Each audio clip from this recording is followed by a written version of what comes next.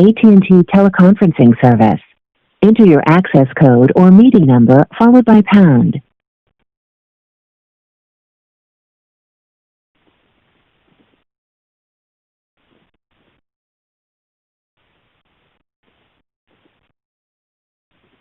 Enter your attendee ID number followed by pound. If you do not know your attendee number, press pound to continue.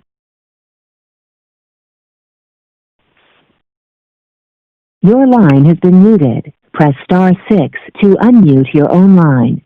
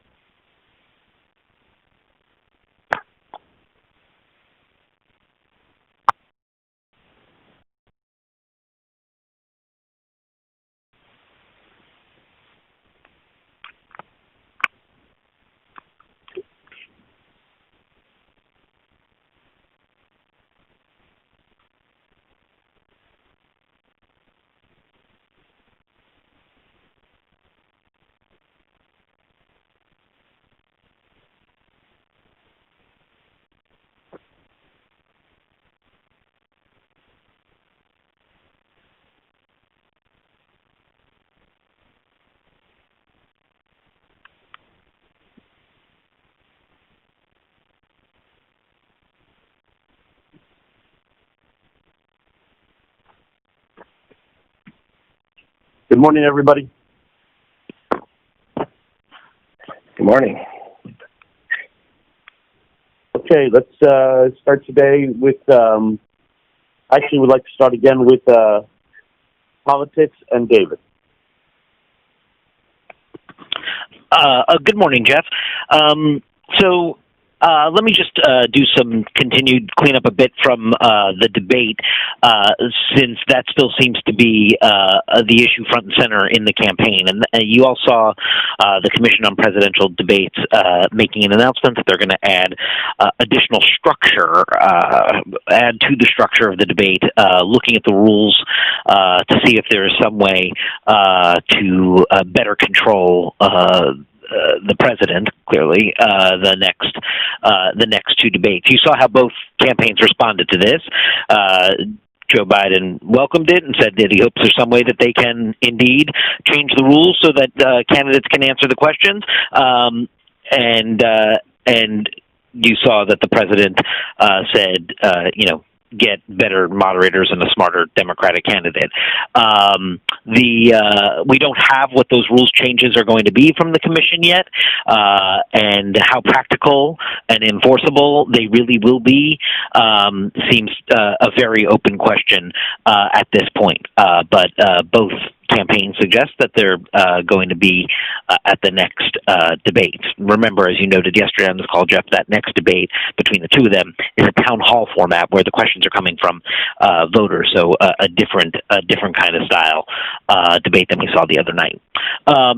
The other thing that you see, and you saw this in the president's performance at his rally last night, is a president who, in front of his adoring fans, presents a totally alternate reality of what he perceived in that debate. And Dana Bash's reporting last night that you may have seen is that those around the president believe that this is analogous to when he said to inject bleach into your body to help solve coronavirus, that he didn't appreciate how problematic those remarks were at the time, and that they think this may be a situation where it takes a couple days, according to Dana's reporting of people around him, for him to absorb more coverage and understand that his refusal to denounce white supremacy is a real problem. You saw him trying to clean that up in some regard yesterday, though with no specificity and still not a full denunciation of white supremacy. Sort of just like, I think all those things are bad and shouldn't happen, and got the word "stand down" in there as it related to the Proud Boys, a group he says he's not even familiar with. So he clearly is not yet in the place of absorbing what this moment was, and Dana reports that they are going to give him over the weekend to try and relax a little bit before they dig into debate prep for the second debate. So that leaves the Republican Party and those that are on the ballot with him quite nervous. And you saw that throughout the day yesterday in the reaction you saw coming in from Capitol Hill. You see it in the reporting today that there is real concern that his refusal and association with white supremacists, refusal to denounce an association with white supremacists, is a real significant political problem for the party overall, not just for the president.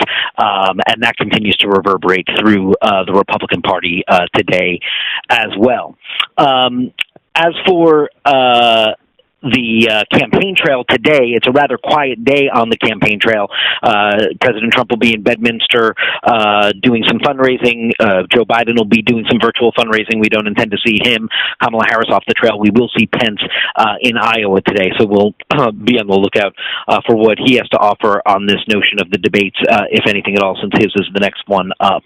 The other thing I would note that we have coming today is Jeff Zeleny is in Macomb County, key pivot county in the critical battleground state of Michigan, bringing us voter reaction to this debate. He found that not a single voter changed their mind because of this debate. So again, and we said this yesterday on this call, but you know, two things can be true, where the president could be undermining the very core of American democracy on election integrity and abhorrent in his refusal to denounce white supremacy, and yet it may not move voters necessarily in terms of the election outcome. It was something we have to keep in mind, and something that Jeff is discovering on the ground in Michigan. Of course, nobody changing their mind in Michigan is not a place that the president wants to be. His goal in this debate was to actually have people change their minds, those that were on the fence about him and maybe coming back or trying to woo them back to where they were in 2016. That's not happening either. And what Zeleny has found on the ground, besides seeing sort of just a steady stream in people dropping off early ballots where voting is underway in Michigan, is also a concerted and energized effort around getting those Democrats that just sat home in 2016, sat on their hands. They were there for Obama, but not there in 2016. That doesn't seem to be repeating itself right now in what he's finding in terms of the energy and organization in that critical county of Macomb. So we'll have that piece tonight looking at that. And we will, if we do get the rules from the CPD, we'll be up with that. Jessica Dean is on that throughout the day. And I do want to note this new ad from the Trump campaign, Jeff, that I think is noteworthy. It is all about Amy Coney Barrett. And, seeing the presidential campaign just completely, as it was said when he named her, she's sort of going to be a running mate. Now that's got money behind it and is being communicated to voters by having your Supreme Court nominee sort of the central starring figure of your campaign ad as we head into this fall, sort of explains exactly why Trump and McConnell are pursuing this nomination in the way that they are. I think that is where we start this morning. Oh, let me just mention the Biden fundraising, Jeff, which is now, I think, up to some $30 million since the debate. Yesterday, they raised $21 million, their single best day of fundraising of the campaign. Thanks. Thank you, David. Let's move to Washington and do Washington, and then I'll open it up. Okay, so just to follow up on the fallout from the debate and these questions that the president did not clean up yesterday, he said he has always denounced any form of that, while claiming he didn't know who Proud Boys were, and this Hill reaction following the same pattern, condemning the message but not the messenger. Today, on this topic, DHS, as we have tracked, is supposed to release by today this statement that we had heard was watered down about the role of white supremacists. And so we're waiting on language on that to see how they handle it. This comes as there's this NBC reporting out there on these internal DHS documents showing law enforcement was pressured to make comments sympathetic to Rittenhouse in the aftermath of Kenosha. We are still not clearing that just because we just need a little more time, but that's out there. And then our own terrific reporting from Priscilla about how there's this DHS plan to put up billboards of immigration violators to call attention to the crimes they committed right ahead of the election. This all goes into voting. Obviously, there is a huge amount of concern over the escalating voter suppression and violence around the election. There are these calls for volunteers to stand watch at locations. There has been this uptick in response from neo-Nazis. Governors and state officials are rushing out to put statements out to calm fears. We have a bunch of new court activity in Wisconsin and Pennsylvania today, and Pam will pull all of that together. Drew Griffin has a piece coming today on corporate America, city governments, and police departments across the country bracing for instability and civil unrest and violence around the election. These are discussions being led by the FBI, so he will be up on that today. And just on Trump and COVID, Matthew will talk more about this, but obviously Trump is planning to hold these two huge rallies in Wisconsin, while his task force is calling for increasing social distancing to the maximum in this state. As these cases surge, both cities are red zones. Vivian Salma has some new reporting out at 11 about how the anti-mask culture inside the White House from day one pervaded the response, and it was all about how Trump thought that they didn't look good. And obviously the stimulus is ongoing, but not going anywhere fast. And Richard will talk about the devastating job cuts coming. And then just lastly, to mention this healthcare vote today, this maneuver by Schumer to force an on-the-record vote on the Affordable Care Act at 1 o'clock today. McConnell is trying to do something to protect from Republicans from having to take that vote, but we'll be watching how this all plays out. And that's what it is. Thank you very much. Okay, let's open it up for politics and Washington before we get to COVID. Hey, Jeff, it's Mitra. Can you hear me? Sure can, Mitra. I was going to say this yesterday, but I just wanted to gauge if it was a real thing among families and people of color in the U.S. And I've just been talking to different groups, and it feels like people have been definitely planning how to vote, whether it's now or in person or I definitely feel like we've been great, both digitally and on television, about the importance of planning that process. But I think after the debate and a few other symbols, we're starting to see people actively planning for the aftermath of this, whether it's violence and fears over civil unrest. John Blake had a good story about gun ownership is up among African Americans. I think between the Proud Boys and these billboards, you're seeing symbols and threatening messages. And in some ways, in the absence of rallies in the way that the president was able to do in 2016, you're seeing his supporters turn to these symbols. And I'll just mention a personal anecdote. Like 2 weekends ago, we were out in Long Island. We were pumpkin picking with our family, and there was one of these rides, and it was about 1,500 cars, and we were unwittingly caught in the middle of it. And I just want to be clear that, my family, we have Trump supporters in our life. They're in our neighbors. We have friends who are Trump supporters. This is not about that. But when you're in these rallies or the kind of gatherings that, and the Proud Boys, I think, are a manifestation of it, it's very scary. I mean, it's not about personal relationships, but it feels like a mob and you feel unsafe. And I really didn't connect that to the debate until the last 24 hours and just kind of talking to families across the U.S. and sort of the planning for potential civil unrest. And I don't know what our role in that is. I just want to mention it as an active subject of conversation, certainly in my family and others. And just, again, on that, with the billboards and kind of a message of going back to where we came from feels also not possible, because many of us who are immigrants or the children of immigrants came from countries that also have autocratic leaders right now. So there's just this, I think, growing despair. And, I don't know how we get at that, but I did want to mention it. Good. Thank you for bringing that up, Mitra. Thank you very much. Hey, Jeff. It's John. I just want to add a little bit more to that because it came up in some of my reporting this morning, yesterday for Reality Check.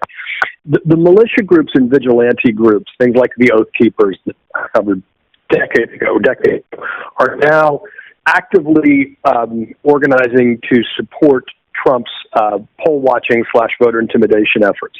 While simultaneously, and there's a new profile of the leader of the Oath Keepers in the Atlantic by Mike Giglio, talking about a second civil war. And so all these groups that have been percolating for a decade seem to be aligning to be part of that voter intimidation effort, frankly, with the campaign. And I think that's a thread we need to dig much more on because that could become a real powder keg unintentionally. Totally agree. I do think we need to, between Sarah and Ellie, what is going on in that world right now. And we did it yesterday, too, by the way. Ellie's reporting. Sarah's reporting yesterday, fantastic. But to Mitra's point and to John's reporting there, what are these groups doing now to, in light of all of this, to get ready for the election? I think is an important storyline. Virginia, Matthew, Leora, that I would like to get on. Other and thoughts? Both of them are on, yes, they're both on it and focused, and yes. Good. Thank you. Other thoughts? The other side of that equation, as Mitra also alluded to, is the plan of how to vote and how to vote safely. And we were talking about this in the 8 a.m. digital meeting. A lot of us were scared. A lot of us were very informed and very much on the news. And maybe there's not a logical reason, quote unquote, to be afraid of how I'm going to go vote as a black man. But, the history is, even when I talk about it, I feel it in my gut, literally. The history there is replete. So what we're going to digital, we're trying to very much to strike the chord between making sure people feel empowered to vote, go vote, make your voice heard, as we are as a network, right? As we have, the PSAs, et cetera. So we're trying to strike the balance between empowering people, making sure they know they can go vote. We don't want to be a part of helping the intimidation campaign, right? And so we're going to hit that note. But over time, between now and Election Day, we'll also get kind of every aspect of this, why you should feel safe to vote. We're not just telling you feel safe to vote. Here's what people are doing. Here people are preparing. So any reporting that we can do between now and the election, showing how people of color, how black folks are banding together, are preparing, are stealing themselves in any way, beyond the John Blake, gun ownership piece, will be a great service to voters too. Hey, Jeff, it's David. I think that the corollary of the story is that we have to go out to senators, governors, and local leaders and ask them what they're going to do to make sure that it's safe for people to vote, especially in light of the FBI chief saying that voter fraud isn't a thing, the DHS saying that white supremacist is the greatest internal threat. I think we have to close this circle and make sure that people who really can do something about this are held to account on record. So I agree. I think David just highlighted something that is really important that we need to be stronger about. The dual thing, the two things that that the FBI has said. There is no evidence whatsoever of widespread voter fraud at all, and white supremacy is the biggest domestic threat in the United States. Okay, and that that is what the FBI itself has said, the FBI director, and so Trump is completely on the opposite side of what his FBI has said on both issues. And I'm not sure we make that clear enough that the FBI has completely said the opposite. Other thoughts? And today is a really good day to have Ben Ginsberg, our new contributor. He is a Republican election lawyer who spent 40 years looking for the voter fraud that David was just talking about and couldn't find it. This is what Republicans have always wanted, needed to make their arguments, and it's not out there, and it hasn't been out there, and there's no better person to talk about it than Republican Ben Ginsberg. Totally agree. Hey, Jeff, I wanted to do a shout-out and a suggestion to both the New Day and Now in the 9 o'clock hour, using the soundbite from the president regarding refugees in Minnesota, and suggest as much as we've been talking about what he did regarding the Proud Boys, this might even be worse, because you have the President of the United States in a state that he wants to win, showing panic about the fact that this is going to be a refugee camp if Joe Biden wins, the state of Minnesota. And then what he did regarding Representative Omar, who you can disagree with, but and then stoking up the crowd to do the lock her up stuff. So on the day after everybody's trying to hose him down from the Republican Party regarding what he had to say about a far-right group, he goes out and becomes a far-right spokesman. And I just think we can't emphasize that enough. I agree, and I agree the Morning Show did a good job with this, especially pointing out his verbiage of our country. 100% right. Other thoughts? I just wanted to say that I think we've got good service, that it might be a good service piece to include what's your right as a voter when a poll watcher challenges you. And I don't think that there's much clarity around that, especially when you think about what happened in Pennsylvania. I think it was 2016, perhaps, when poll watchers required a voter to produce a neighbor to verify that they lived at their address. And to Mitra's point, people who were concerned about being able to vote safely and having poll watchers there. What's your right as a voter when someone who really has no more authority than you challenges you? I think that's a really good suggestion. Really good suggestion. Anyone else?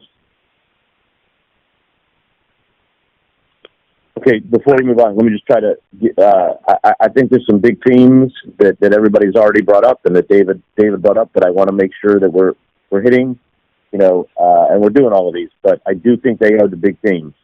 Trump continuing to undermine election integrity with baseless claims of fraud, okay? And he's continuing to do it.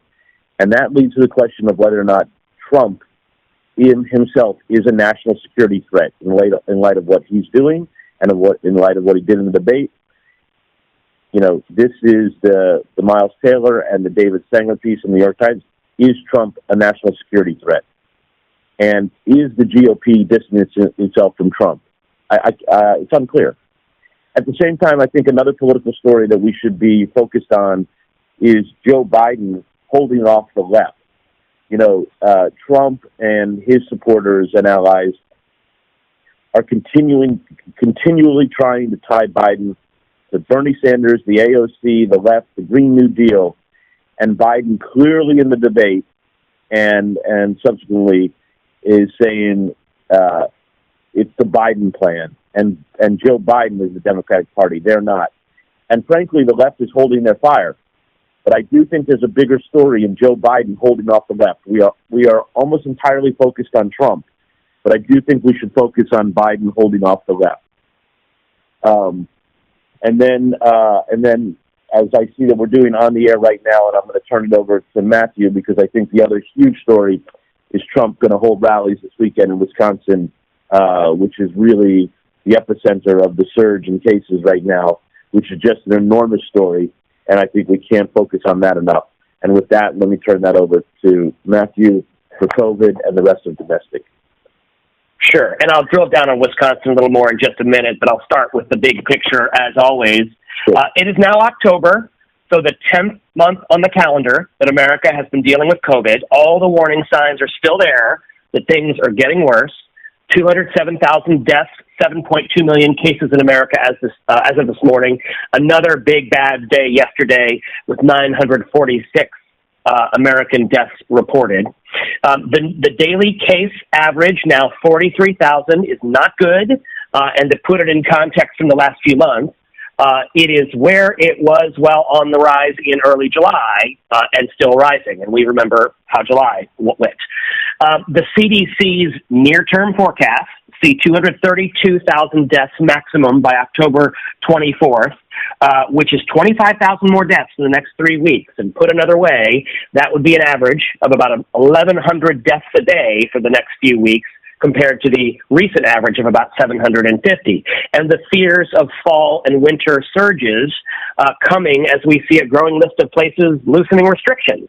Mixed messages from the states in the absence of a national strategy. Mississippi, for example, ending its mask mandate.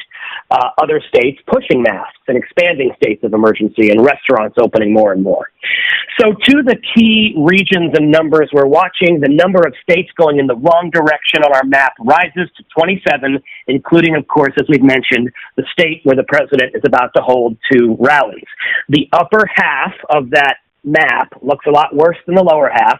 Northeastern states like New York, New Jersey, Pennsylvania, Massachusetts, New Hampshire, Vermont still in the red, as are the same troubling group of Midwestern states like Wisconsin, Michigan, and Minnesota. So in Wisconsin, the state reported its highest hospitalization numbers, highest deaths yet, with hospital cases doubling in the last 2 weeks. Repeating again that Wisconsin has tripled its rate of daily new cases over the course of just September. The White House task force warning of rapid worsening in areas like La Crosse and Green Bay as Trump heads there this weekend. And as Virginia mentioned, the task force calling for social distancing, to use the odd phrase, to the maximal degree possible. So that is not what we have been seeing. What will we see? And Omar was just up from Green Bay, Wisconsin, which itself is seeing a 20% positivity rate. New York City, working to tackle these spikes in key zip codes. Infection rates in the hottest 20 zip codes are 5 to 23%, despite a statewide rate under 1%. So New York City is sending in thousands of police and health workers, contact tracers, people giving out masks, inspectors into those areas. All of this is indoor dining is underway in a limited way, and Bryn is up in New York. Boston is worried. The mayor stopping down the city from moving ahead to phase 3 due to an uptick. New Jersey's positivity rate is at 3%, which is the highest since mid-July. And the White House task force in the weekly reports also sending out all kinds of other warnings to states. To states like Georgia, pushing mask use even harder. One report called on Iowa to institute mask requirements statewide, even as Iowa loosens its quarantining restrictions. Mississippi, as we said, letting its mask mandate expire, though still encouraging them. But Alabama is extending its mask mandate beyond the election. So again, the lack of a unified national set of standards and strategy. We have Nick Valencia available in Atlanta as well. On vaccines, as we get to crunch time here, the FDA chief, with some bold words in an effort to shore up eroding public trust in whatever comes with a vaccine, despite all the Trump pressure, the FDA's Hahn tells a biotech summit that the new criteria they've established for vaccine makers, quote, are the criteria we're going to use. And he can't speak to why Trump is saying the opposite. This as the 7 former FDA commissioners question the FDA's independence. And Hahn says the FDA will use a special committee to review the data. We won't cut corners. Says he doesn't know when a vaccine might be available, despite the recent Trump debate claims of much sooner. Moderna does know it won't be this month or next. The CEO says they will not have enough data even to ask for an emergency authorization until the end of November, and expects wide availability of a vaccine not until March or April at least. And that AstraZeneca trial is still on hold in the U.S. after that safety problem. The FDA head calling the reason confidential. Reuters reporting the FDA is widening its investigation into the illness, even as other countries are letting AstraZeneca resume those trials. And then just fueling the erosion of trust issue is the issue of misinformation. And this study out by Cornell this morning, looking at tens of millions of news accounts, asserting that the president himself is responsible for over a third of misinformation spread on COVID.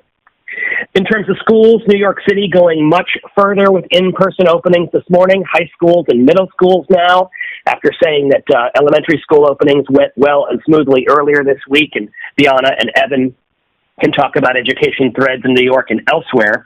On the health front, some new perspective on super spreading, this new study based on a giant contact tracing effort, millions of people in India, showing that most COVID patients never infected anyone else, that 70% did not infect any of their contacts, while 8% accounted for 60% of the new infections. Fauci hitting back at Trump's mischaracterization of his early mask comments is out of context. And this new study overnight on the wider implications of the pandemic outside of COVID. 2/3 of Americans have delayed or skipped scheduled cancer screenings.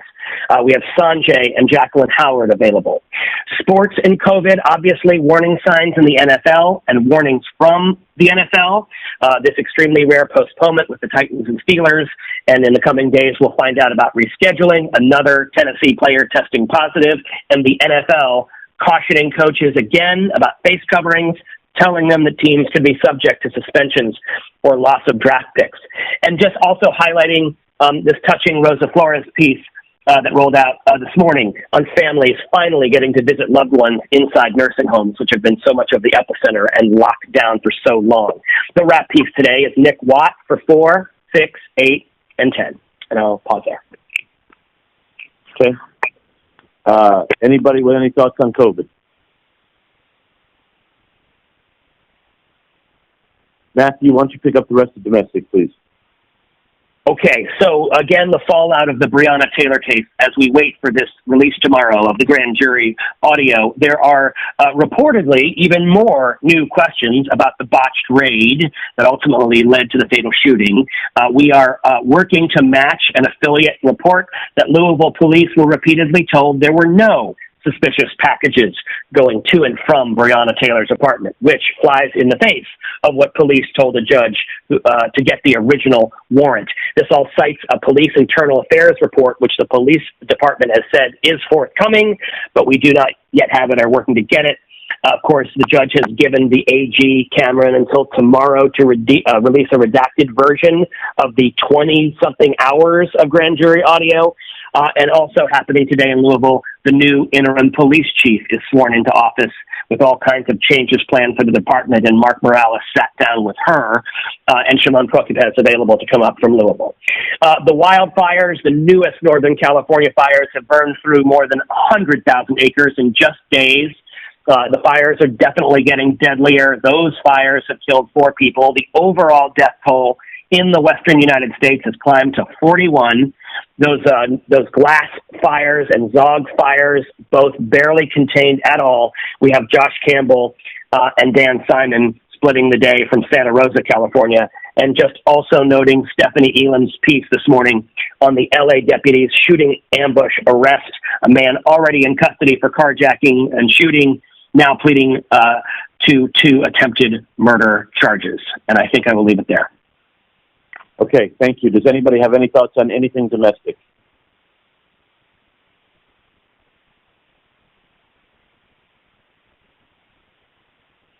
International. Hey, good morning. Jeff, you can hear me, yeah?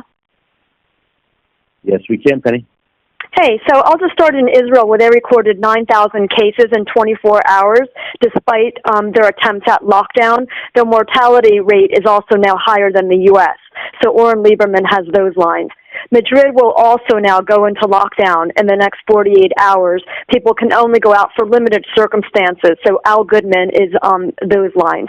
And we continue our reporting as well out of the UK and France, where concerns linger with Scott McLean and Melissa Bell.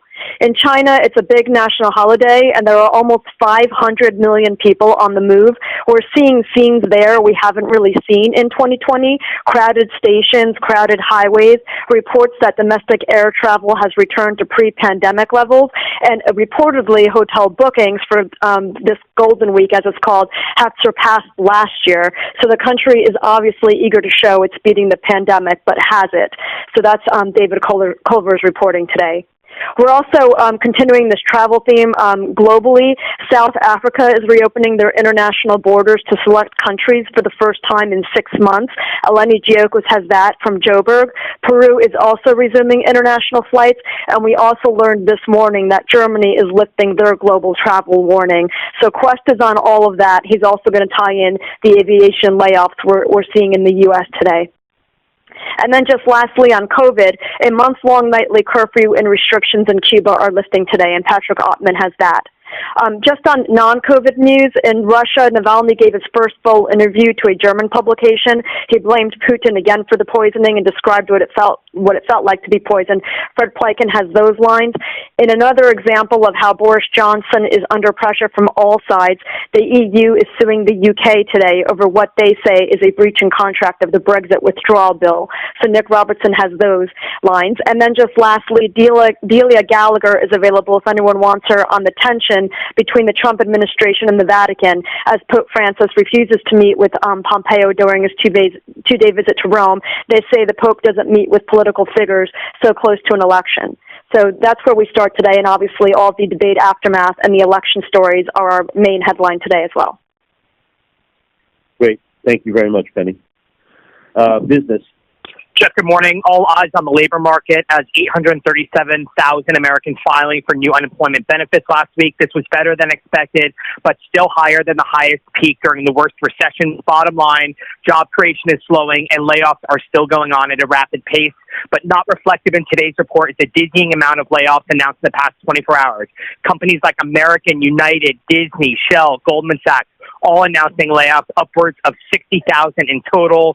And of course, tomorrow at 8:30, we will get the September jobs report. As Farkas smartly noted, this will be one of the final verdicts of the Trump economy. Christine Romans was up on it for New Day, Christina Alessi and Julia Chatterley available as well. And of course, Pete Montine available on those airlines, United, American, cutting upwards of 32,000 jobs. As we have noted, 26 million Americans continue to receive some form of unemployment benefit, and at this moment they're watching Pelosi and Mnuchin for much-needed aid. As Virginia mentioned, the deal is still eluding lawmakers, and as Manu and Phil reported, Pelosi and Mnuchin still perhaps far apart on these negotiations. Layoffs at Disney and the airlines and Goldman may finally light a fire under the White House to push hard to get a deal done, but we'll see what happens there throughout the day. That's where we begin on COVID. In non-COVID news, at 10 a.m., the Senate Commerce Committee will hold a markup vote on whether to subpoena Mark Zuckerberg, Jack Dorsey, and Sundar Pichai over Section 230. Brian Fung is tracking that. And Doney releases another eye-opening piece tonight. He attended last night's Trump rally, did some real-time fact-checking with Trump supporters about false videos showing Biden wearing an earpiece and a wire. Doney talked to Trump supporters as well about QAnon and how, the support for QAnon has risen since some of these reporters have more time on their hands and are spending more time online. That piece releases for CNN tonight, and that's where we begin. Okay, I would just say that on the business side, I think, as has been noted on this call, Christine Romans reporting through this morning already, all of these job losses, the number of job losses this week in the United States is just staggering. You know, whether it's Disney or the airlines or Goldman Sachs or whatever it is. And we should be doing this story on a continual basis. The job losses is just huge. Chris Wallace is going to do his first television interview post-debate this afternoon at 3 o'clock. We should keep our eye on that. I still think that that's of interest to our audience. And anybody have any thoughts on business or anything there? Okay, before we move on, anything on anything? I'm sorry, Jeff, I just have one quick point. Yep, go ahead. I think Bloomberg had a piece on how household income is down by 2 or 3% over the past 3 months, in large part because of the stimulus checks going away. But I think that complements or is part of the joblessness story as well, is not only people losing their jobs, but people who are employed or not are losing income. Yeah, I think that should be part of that reporting. I think that's a good note. Anyone else? I just want to circle back to the point I made earlier that, so much of our coverage is through the lens of Donald Trump. I really want to do a story on how Biden is holding off the left, and the left is fine with it because their number one goal is to defeat Donald Trump. But nonetheless, Trump's and his supporters and allies' attempts to tie Bernie Sanders, AOC, and the left around Biden's neck, Biden is holding that off. I want to do that as a segment. Let me know which show wants to do it. Otherwise, we'll assign it. Digital. Hey, we had 35 million yesterday, and really importantly, 65% higher engagement yesterday across our entire portfolio over the 4-week average. The biggest stories, not surprisingly, were the debate takeaways at 1.6 million, and a kind of counter-programming piece related to the debates when Biden said, Inshallah. We talked about that piece, and we've got 4.6 million uniques, kind of second highest by consumption and audience in our portfolio.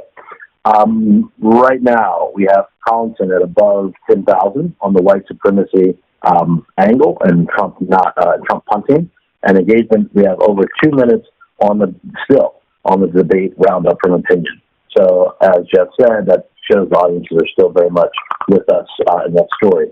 We'll continue today with the debate follows, all the voter intimidation stuff we talked about. Marshall Cohen has a great piece tracing how misinformation, in one case, went from social media to Trump's mouth, and what that means, the ramifications thereof. We're going to do a guide that will keep updating now for Election Day on what you need to know to vote in a really simple, straightforward way to empower audiences, and everything you know about going to the polls. Donnie has a great piece on QAnon and the far-right misinformation and Trump supporters, including on the ground with Trump supporters. And other stories we have is on the race front, Breonna Taylor. We have a piece explaining how could bullets endanger her neighbors' lives, but not hers, per the charges that the grand jury looked at. And another piece on how there were no suspicious packages arriving at her home, which was the whole reason for the no-knock warrant. We have a piece on a black student who had police raid her room with guns and tasers drawn because her white classmates didn't want her there. And then, I should mention a really great piece with regards to debates again. We have a great piece from International on the New Zealand debate, political debate right now between two women, and how it was certainly tough, but nothing like what we saw between two men in the U.S. And finally, Chrissy Teigen, miscarriage, is doing an amazing service for all kinds of audiences, not just issues of celebrity, but because that topic is widely discussed and important and not often talked about. And then finally, we have our third What Matters Now live event today at 1 o'clock, featuring Joan Biscupic on the court. That's it. Thank you. Great. I do think the Chrissy Teigen story is a very compelling story. John. Good morning. So there's just a lot of... Good morning. How can I help? Sorry, there's just a lot of stories that stitched together this morning. John Harwood and Caitlin Collins on Trump continuing to use this divisive xenophobic rhetoric last night on the tails of the white supremacy and Proud Boys comments. Then Priscilla Alvarez reporting on the billboards going up, calling out immigration violators. We'll see what Trump says when he leaves during the 2 o'clock hour, or the 1 o'clock hour today. And then Jessica Schneider will get her on if this new Homeland threat assessment on white supremacy drops. We'll see how far the language goes.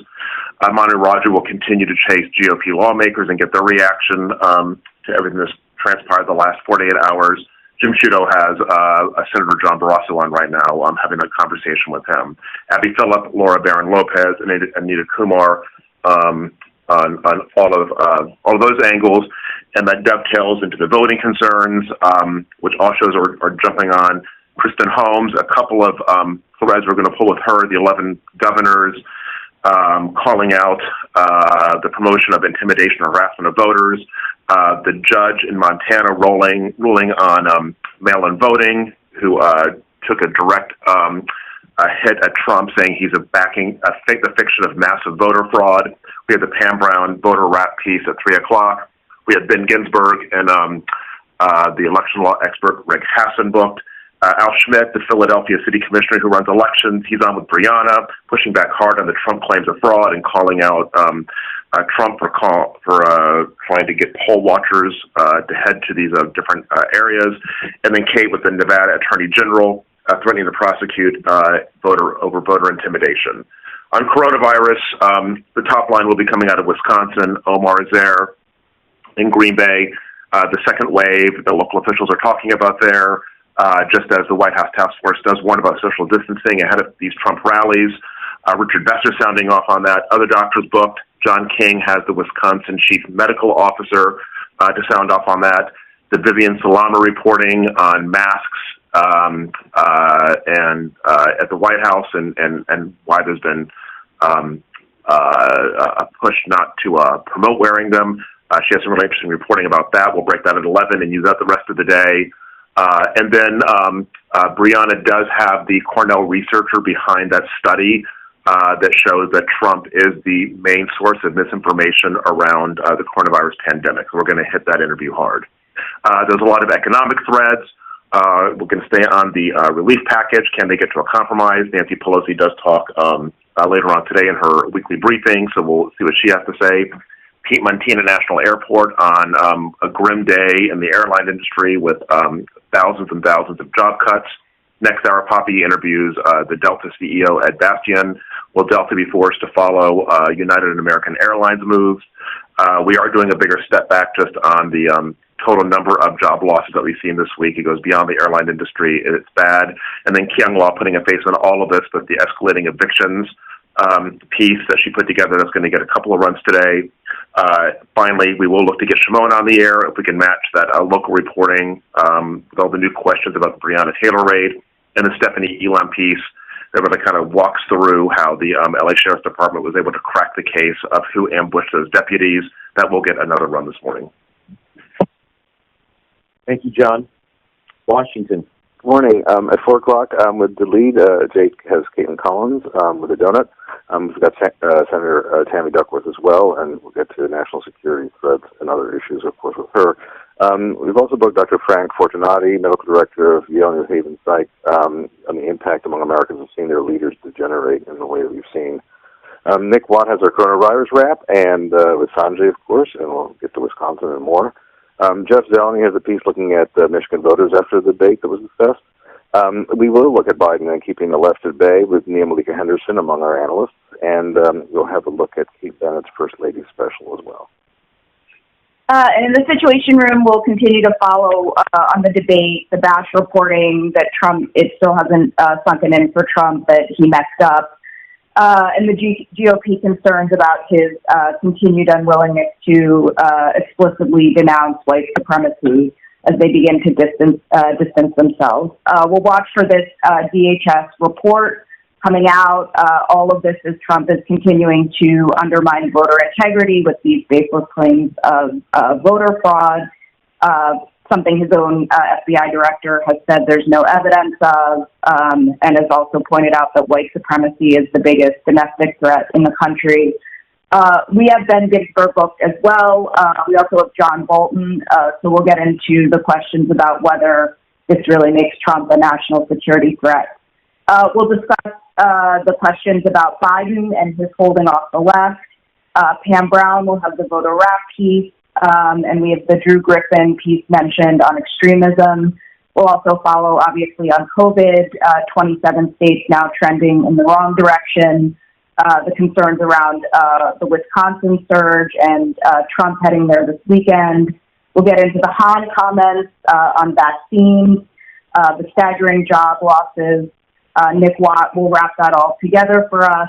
We'll try to get our international whip in as well, and we'll keep an eye on the Chris Wallace interview at 3 o'clock. That's where we're starting.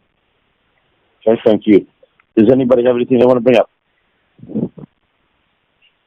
during the RNC, they presented a lot of African Americans and other people of color who supported Trump. I'm wondering if we've tried to reach out to some of the more high-profile ones, like Alice Johnson, one of the original sit-inners from 1960 in Greensboro, like these people who, very publicly put themselves out there supporting Trump, and ask them what do they think of him going all in, with these, not dog whistles, but bullhorn sort of approach to stirring up, such racism. And I think it would be interesting, especially the high-profile ones. Like, what's their position about that? Do they still support him? What do they think? Somehow, I don't think that they're going to leave him. I mean, Tim Scott was one of the most high-profile, and I think we saw what he thought of it yesterday. So,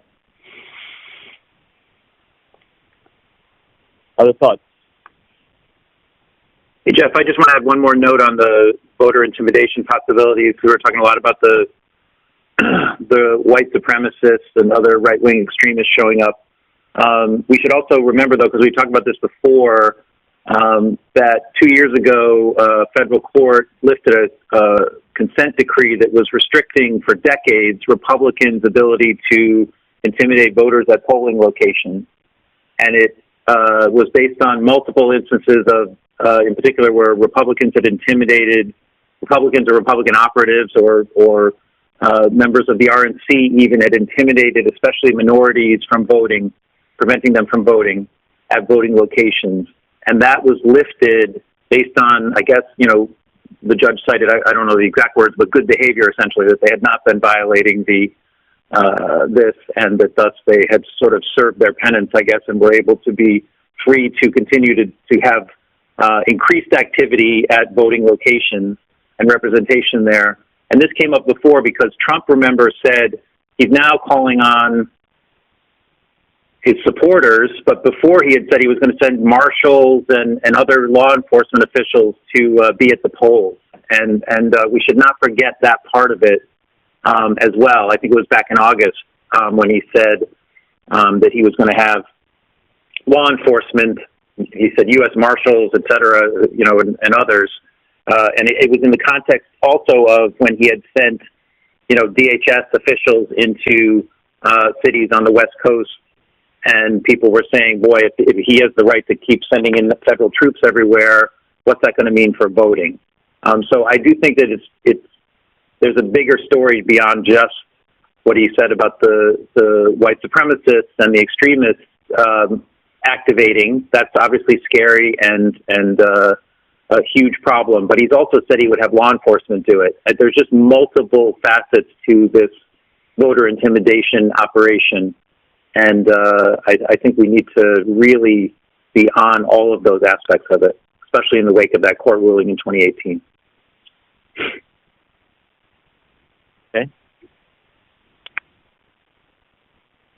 Anyone else?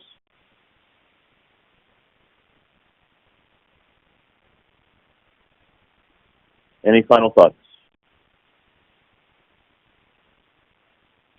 Okay. Have a great day, everybody. Thank you very much. Bye-bye.